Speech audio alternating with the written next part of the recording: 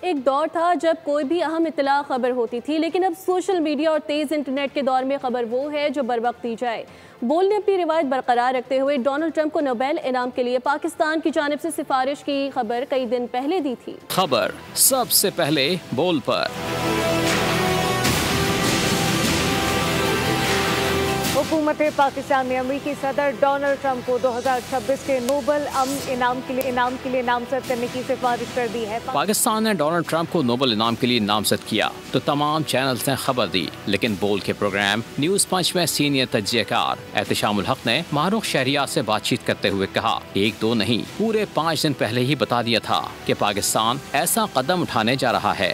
باقاعدہ طور پہ حکومت پاکستان ریکمینڈ کر رہا کہ جی پریزیڈنٹ ٹرمپ کو جو ہے نا وہ نوبیل کا پیس ایوارڈ پرائز دیا جائے۔ احتشام الحق نے یہ بھی بتایا تھا کہ معاملہ ایران کی جنگ کی وجہ سے ذرا لیٹ ہوا ہے۔ اور میں آپ کو ایک خبر دوں، دوسری ہے، سبسکرائب کریں اور بیل دبائیں تاکہ کوئی خبر رہ نہ جائے۔